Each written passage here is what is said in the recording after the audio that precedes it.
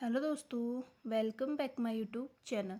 तो दोस्तों, आज का टॉपिक रहने वाला है हमारा हिंदी साहित्य में से पद्य साहित्य के कवि संत कवि तुलसीदास और मीराबाई के विषय में हम यहाँ पर डिटेल्स में जानेंगे। इससे कि पहले की वीडियो में हमने पद्य साहित्य के ही कवि कबीरदास और सूरदास जी के विषय में जाना था। तो दोस्तों, इन दोनों कवियों के विषय में हम आज की वीडियो में डिटेल्स में जानेंगे। तो दोस्तों, शुरू करते हैं तुलसीदास जी के विषय में। तो दोस्तों, तुलसीदास जी का जन्म 1532 में हुआ था और इनकी मृत्यु 1623 में हुई थी। और तुलसीदास अकबर के समकालीन थे।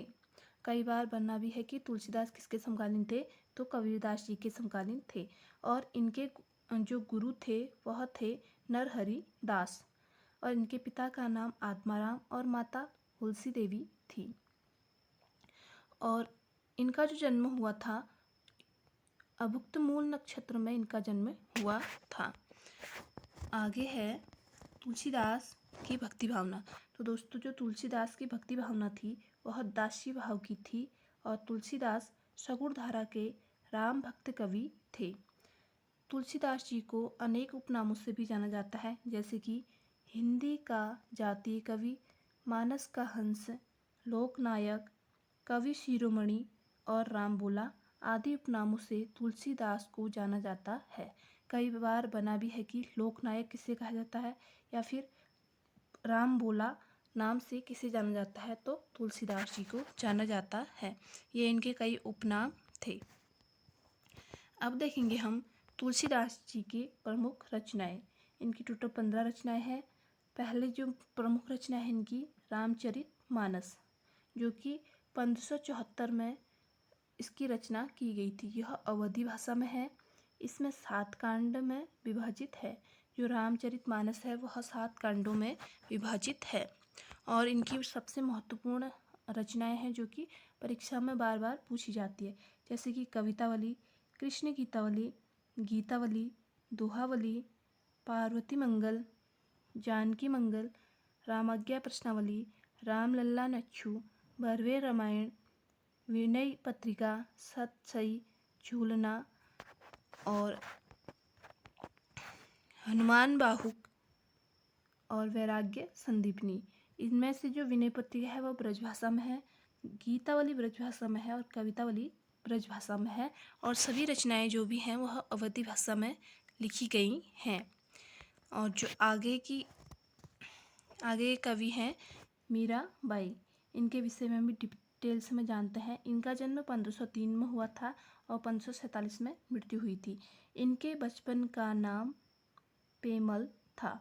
मीराबाई के जो बचपन का नाम था वह पेमल था, यानी कि रश्मि नाम से इन्हें जाना जाता है।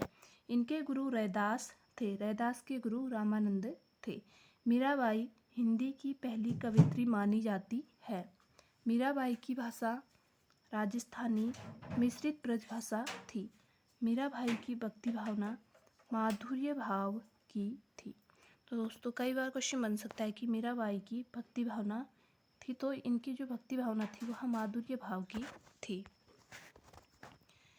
मीराबाई की जो प्रमुख रचनाएं थी वह निम्नलिखित हैं। इनकी प्रमुख रचनाएं हैं गीत गोविंद, नरसी जी का मायरा, राग गोविंद, राग सोरठा और राग विहाग। ये इनकी प्रमुख रचनाएं थीं।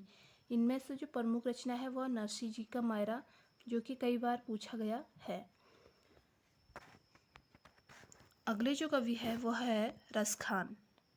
इनका जन्म 1548 में होता है और 1628 में इनकी मृत्यु हो जाती है।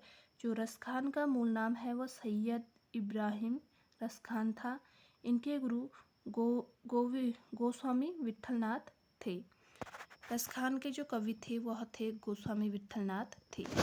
और इनकी प्रमुख रचनाएं थीं रसखान की प्रमुख रचनाएं थी अष्टयाम, दानलीला, प्रेम वाटिका और सुजान रसखान। यह इनकी प्रमुख रचनाएं थी। तो दोस्तों, ये थी आज की इम्पोर्टेंट वीडियो जो कि कवियों पर आधारित थी। वीडियो अच्छी लगी तो वीडियो को लाइक करें, शेयर करें और चैनल पर नए हैं तो चैनल को सब्सक्राइब करें। इससे कि आगे के जो भी कवि हैं महत्वपूर्ण कवियों के विषय में और उनकी रचनाओं के विषय में हम नेक्स्ट वीडियो में डिटेल्स में जानेंगे। Thank you so much.